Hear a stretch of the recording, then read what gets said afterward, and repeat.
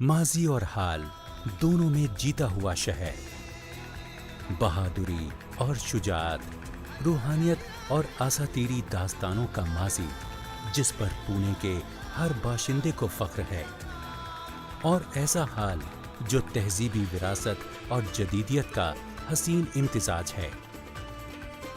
पुणे की तारीख मराठा फिरके के जिक्र के बगैर नामुकम्मल रह जाएगी, खास तौर पर छत्रपति शिवाजी के जिक्र के बगैर, जिन्होंने मराठा सल्तनत की बुनियाद डाली और इस खित्ते को बहादुर मर्दों औरतों की सरजमीन बनाया और तारीख़ हिंदुस्तान के सफ़हात पर जवां मर्दी की दास्तान रकम की। शनिवार वाड़ा मराठों के अहद की एक शानदार यादगार है। 18वीं सदी में ये महल हिंदुस्तान का गैर ऐलान शुदा मरकज़े इक़्तिदार बन गया था। पेशवा बाजीराव अव्वल ने 10 जनवरी सन 1730 में इसका संगे बुनियाद रखा था और 22 जनवरी सन 1732 में इसकी इफ्तिताह तकरीब हुई थी। तकरीबन 100 साल बाद अंग्रेजों ने इस महल पर कब्जा कर लिया था। पत्थर की ये सीढ़ियां नक्कार खाने की तरफ जाती हैं।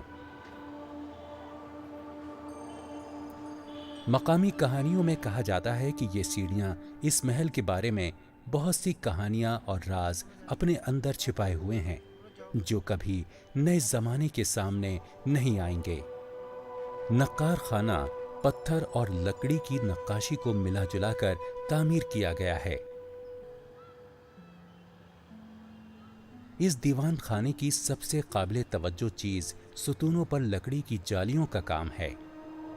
नफासत और पेचीदगी से तैयार किए गए ये सुतून उस अहद के दस्तकारों की महारत के आईनादार हैं। नक्कार खाने से महल की फसील पर जा सकते हैं। ये वो खुली जगहें हैं जहां तोपें नस्ब की जाती थीं ताकि दुश्मन के हमले के वक्त गोलाबारी की जा सके। आइए अब महल के दूसरे हिस्सों की तरफ चलते हैं।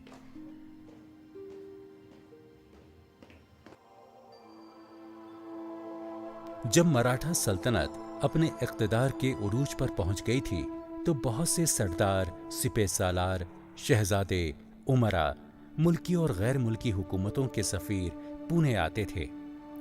उनके इस्तकबाल और खातिर मदारात के लिए महल में बहुत सी नई इमारतें तामीर की गईं।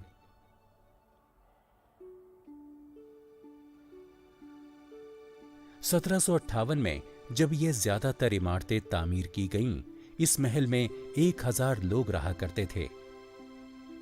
अंग्रेजों की आमद के बाद हालात बदल गए। बहुत से सिपहसालार और उमरा कई वजूहात की बिना पर ये महल छोड़कर चले गए और कुछ अंग्रेजों से लड़ते हुए मारे गए।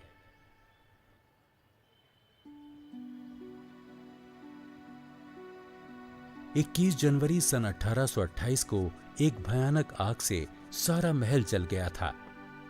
इसलिए आज जो बचा है उसमें नक्कार खाना, देहली गेट, सुतूनों की लंबी कतार वाले बरामदे और बागात ही बाकी हैं।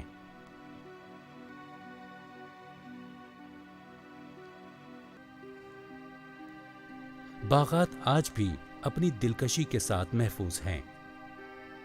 इस छोटे से तालाब के किनारे चंद तारीखी आसार इस शानदार महल की खोई हुई शान शौकत का अंदाजा करने के लिए काफी हैं।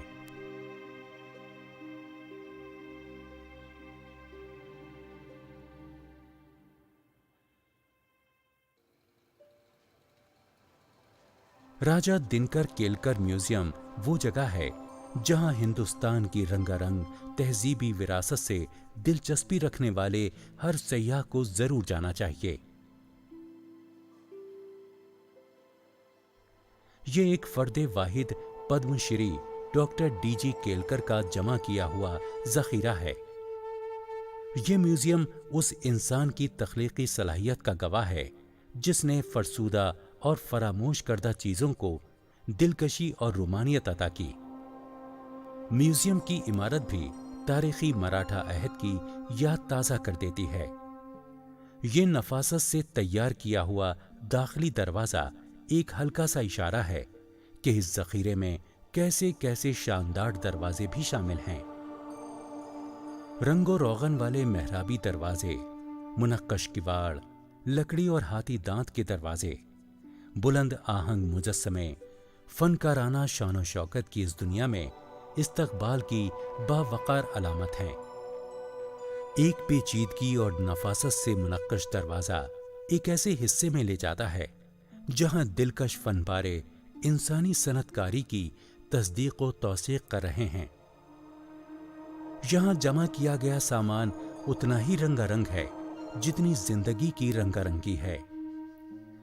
जैसे ये गुजराती घर जो साजो सामान, सजावट और दीवार पर लगी तस्वीर और मखसूस नज़ाकतों के साथ देखने वालों के लिए तख्लीक किया गया है। इसमें एक भरे पूरे घर की सी जिंदगी का एहसास होता है।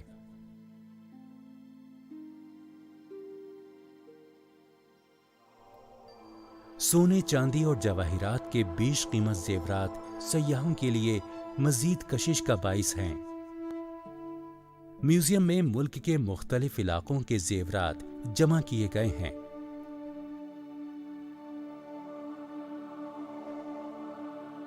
जेवरात के अलावा चीन के नक्शो निगार वाले नायाब बर्तन और रोजमर्रा की जिंदगी में इस्तेमाल होने वाला लातादाद सामान। इस म्यूजियम में जमा जखीरे की फहरिस्त बहुत तवील है।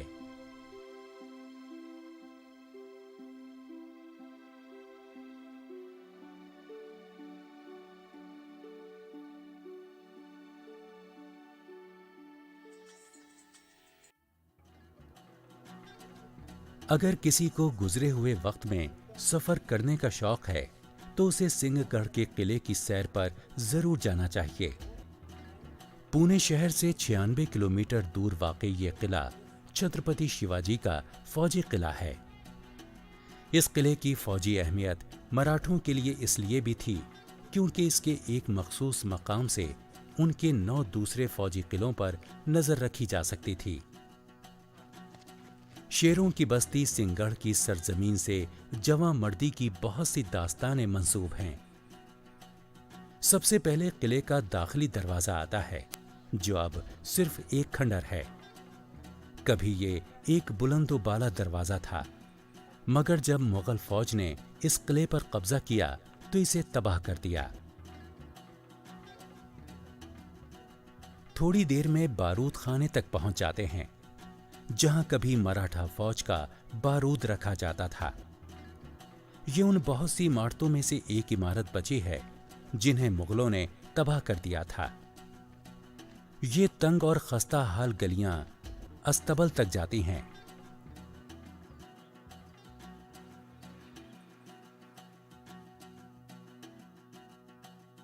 जरा आगे बढ़ें तो एक पुराना हौज नजर आता है। इस हौज से मुगल फौज के जानवरों को पानी पिलाया जाता था। जवां मर्दी, बहादुरी, साजिश और फरेब की ना जाने कितनी कहानियां इस किले के सीने में छिपी हैं जो शायद कभी किसी के सामने ना आ सकें। ये मकाम जहां कभी मखमल के कालीन बिछाए जाते थे और बहादुर सिपह सालारों की खुफिया मुलाकातें हुआ करती थीं, आज लंबी लंबी घास और जंगली पेड़ पौधों से भरा हुआ है। कुछ दूर चलने के बाद कदीम शिव मंदिर तक पहुंचते हैं जो वक्त और मौसमों की सितम ज़रीफियों से अब तक बचा हुआ है। इसकी तामीर मराठों ने की थी और आज भी मकामी लोग इसकी ताजीम करते हैं।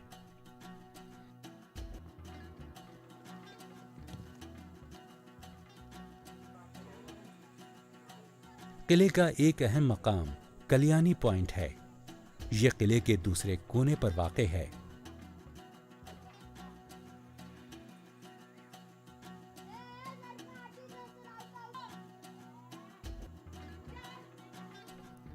एक ढलान से उतरकर एक खस्ता हाल मैदान से गेट तक पहुंचते हैं। काले पत्थर से बने बुलंद दरवाजे से गुजरकर इस खास मकाम तक पहुंचते हैं। कल्याणी पॉइंट किले की हिफाजत के एतबार से सबसे अहम मकाम है। मुहिमजू किस्म के लोगों को इस पुरतजस्सुस किले की सैर जरूर करनी चाहिए।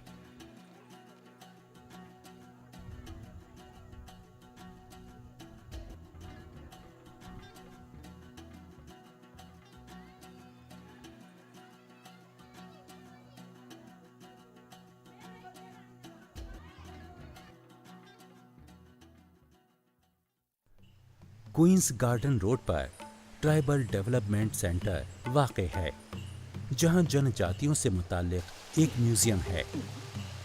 महाराष्ट्र में सह्याद्री, सतपुरा और गोंडवाना के जंगली इलाकों में मुख्तलिफ कबीले आबाद हैं। इन कबीलों की तहज़ीब कदीम और जदीद दुनिया के दरमियान एक राब्ता है। ये लोग अपने आसपास पाई जाने वाली चीज़ों से अपनी ज़रूरत का सामान बनाते हैं। मरकज़ी इमारत में दाखिल होते ही एक खुली जगह पर इन कबीलों के तर्ज़े ज़िंदगी को बेहद महारत के साथ दिखाया गया है। उनकी ज़िंदगी की ये नकलें कबीलों के जीने के अंदाज और रोज़मर्रा के कामों को पेश करती हैं। इन नुमाइशी शोकेसों में सबसे पुरकशिश मुखौटों वाला हिस्सा है। इन मुखौटों की उनकी ज़िंदगी में ख़ास अहमियत है और ये ख़ास तौर पर मुख्तलिफ रक़्सों के दौरान पहने जाते हैं। इन मुखौटों की सजावट में लगाए गए हर रंग की ख़ास अहमियत है। भवाड़ा और डानर रक़्सों की मजहबी अहमियत है, जिनमें ये मुखौटे पहने जाते हैं। कबायली मुसव्वरी की खुसूसियत सीधी सादी लकीरों के जरिए तासुरात पैदा करना है। ये लिंगा चोक नाम की तस्वीर चावल के आटे से तैयार की गई है। ये तस्वीर कैसे तैयार हुई, इसकी कहानी इस तरह बयान की जाती है कि एक बूढ़ी औरत जिसका नाम धावलरी था, शादी में गाए जाने वाले गाने गाती जाती थी और शादीशुदा औरतें गानों के बोलों की मुनासबत से तस्वीर बनाती जाती थी। म्यूजियम के एक और हिस्से में कबायली बाजार का मंजर दिखाया गया है, जहां हर हफ्ते सामान बेचने वाले अपने तरह तरह के सामान और खाने पीने की चीजों के साथ जमा होकर अपना सामान बेचते थे। ये हफ्तावारी बाजार हाट कहलाते हैं। कबायली जेवरात अपनी सादगी के बावजूद दिलकश लगते हैं। ये लोग अपने जेवरात तांबे, शीशे, पत्थरों, मोतियों, लकड़ी, बीजों और घोंघों से तैयार करते हैं। कदीम तारीखी जेवरात से ये जेवरात काफी मिलते जुलते लगते हैं। सिर्फ कबायली औरतें ही नहीं, मर्द और बच्चे भी ये जेवरात पहनते हैं। म्यूजियम में अगली मंजिल है मौसीकी का हिस्सा, जहां तरह तरह के कबायली साज जमा किए गए हैं।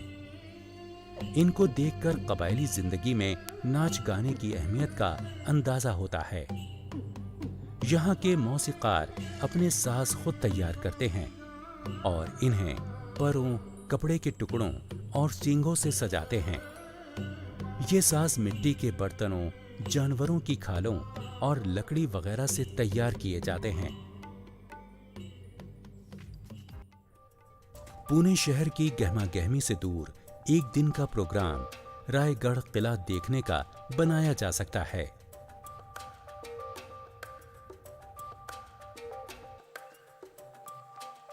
पुणे से 126 किलोमीटर दूर कभी यह शिवाजी का किला हुआ करता था, जो मराठा सल्तनत की राजधानी था। सड़क के सफर से बचने के लिए रोपवेज के जरिए सीधे पहाड़ की चोटी पर पहुंचा जा सकता है, जहां यह किला वाक़ है।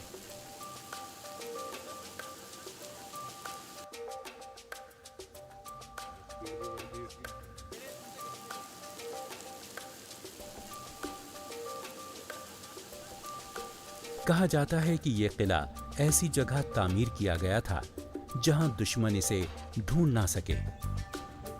जैसे जैसे रोपकार ऊपर जाती है, चारों तरफ से कोहरा इसे घेर लेता है। ट्रॉली किले के दरवाजे पर उतार देती है।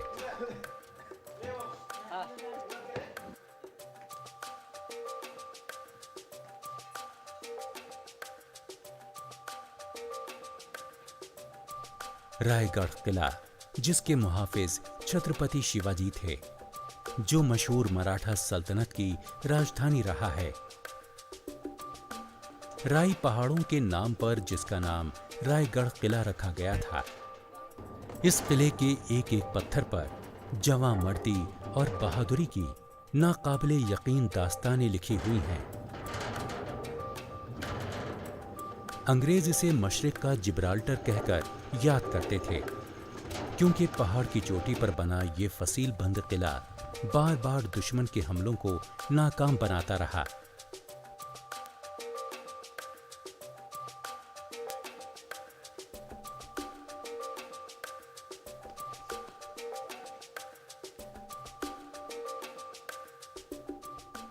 मीना दरवाजे से अंदर दाखिल हों तो रानियों के कमरे नजर आते हैं। इन 6 कमरों में मराठा सल्तनत की खवातीन वक्त गुजारा करती थीं। रानियों की ख्वाबगाहें बहुत पहले तबाह हो चुकी हैं। बाकी है तो बस वसी खुली जगह और झरोके जिनसे रानियां रायगढ़ का नजारा किया करती थीं। ख्वाबगाहों को आपस में जोड़ने वाली गुलाम गर्दिश से गुजरते हुए अजीब सा एहसास होता है जैसे हम रायगढ़ की शान शौकत के अहद में चले गए हों।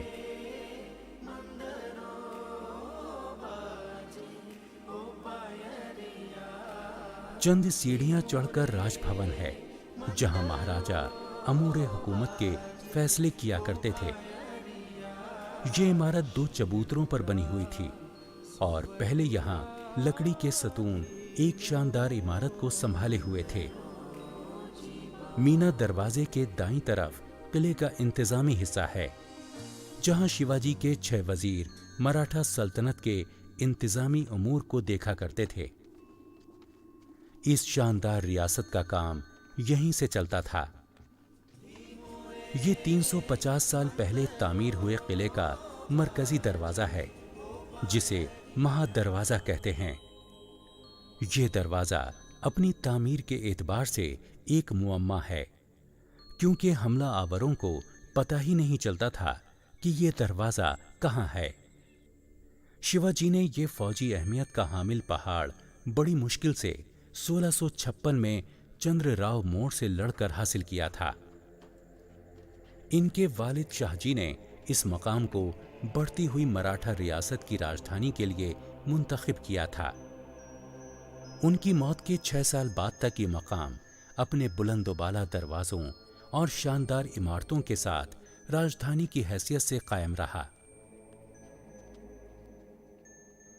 किले के बचे हुए आसार में 240 फीट ऊंचे मीनार के बोसीदा खंडर अभी बाकी हैं।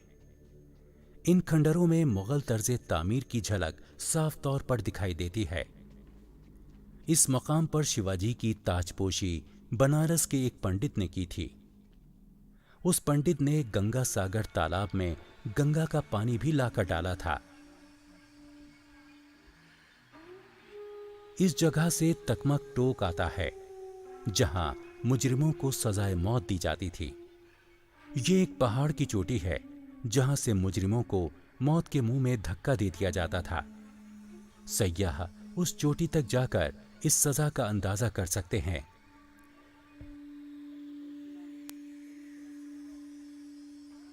अगरचे ज्यादातर हिस्से अब खंडर हो चुके हैं मगर इसमें अब भी मराठा राजा शिवाजी की बहादुरी और शान शौकत का एहसास बाकी है।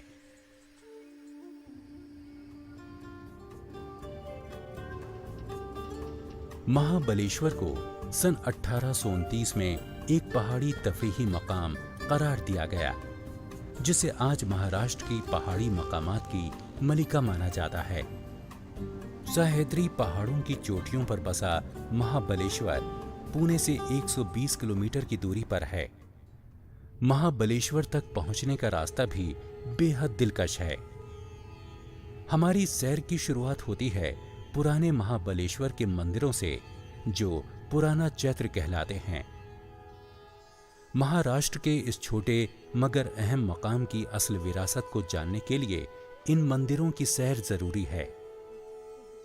गहरे कोहरे में घिरे पुराने चैत्र को देखकर लगता है जैसे आज की जदीद दुनिया से रिश्ता टूट गया है, सिवाय उन सयाहों के जो इन मंदिरों में खराज अकीदत पेश करने आए हुए हैं।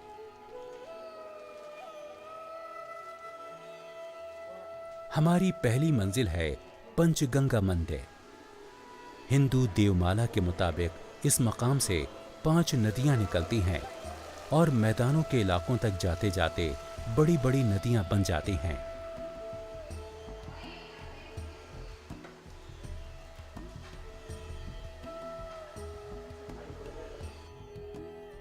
इसीलिए हिंदू धर्म के मानने वाले इस मंदिर का बेहद एहतराम करते हैं और मुल्क के मुख्तलिफ इलाकों से आशीर्वाद लेने और इस हैरत अंगेज मकाम को देखने आते हैं।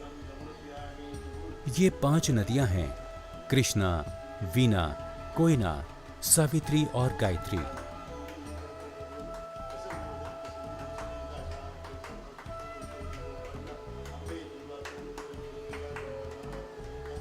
ये नदियां 5 अलग अलग पत्थर की नालियों में बहती हुई नजर आती हैं और पत्थर के एक खुले हौज में जमा होकर गौमुख यानी गाय की शक्ल के पड़नाले तक जाती हैं। ये वाकई एक अजीब और गरीब बात है और इंसानों के लिए यकीनन खुदादाद करिश्मा है। पूजा के बाद गौमुखी पड़नाले पर जाकर श्रद्धांजलि दी जाती है, जहां से 5 नदियां एक जान होकर बह रही हैं। नदियों का ये संगम हिंदू अकीदे में बेहद मुकद्दस माना जाता है।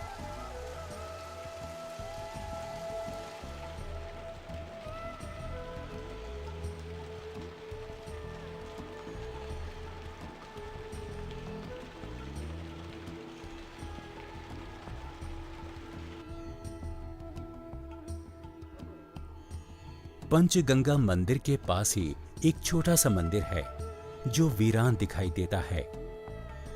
काले पत्थर से बने इस मंदिर में सिर्फ एक कोठरी है जिसमें शिव जी की मूर्ति रखी है। मूर्ति के बिल्कुल सामने आसमानी बैल नंदी की मूर्ति है। ये मूर्ति और मंदिर की तामीर बहुत दिलकश है। मंदिर के बिल्कुल सामने पत्थर के एक मुहाफिज का मुजस्समा है जो गर्दन तक जमीन में गड़ा हुआ है। मकामी दास्तान के मुताबिक ये मुहाफिज मंदिर के तई वफादार नहीं था, इसलिए सजा के तौर पर इसे हमेशा हमेशा के लिए जमीन में गाड़ दिया गया।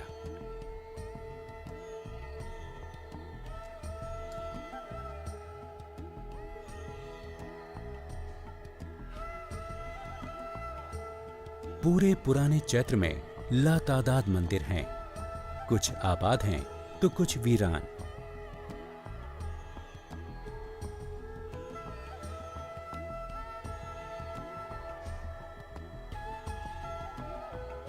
चैत्र में घूमकर ऐसा लगता है जैसे कुरूने वस्ता में आ गए हों।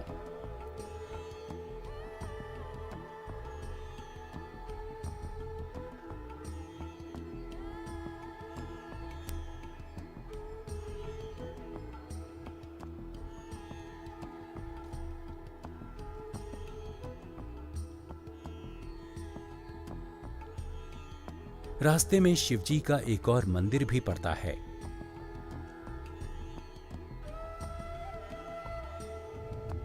आज जब जदीद जिंदगी ने अपनी शाखें पहाड़ों तक फैला दी हैं, चैत्र में रहने वालों ने इसे छोड़ दिया है और रोजगार के लिए नए महाबलेश्वर में जाकर बस गए हैं। बस थोड़े ही से लोग बचे हैं जो इस विरासत की हिफाजत कर रहे हैं।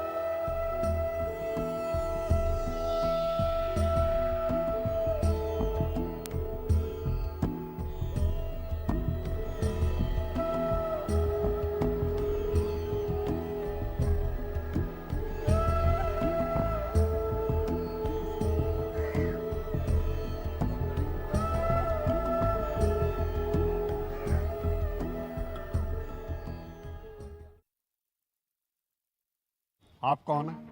जी मैं मुकुंद। वो कौन? ये बोर्ड कैसे फेंका हो यहाँ पे?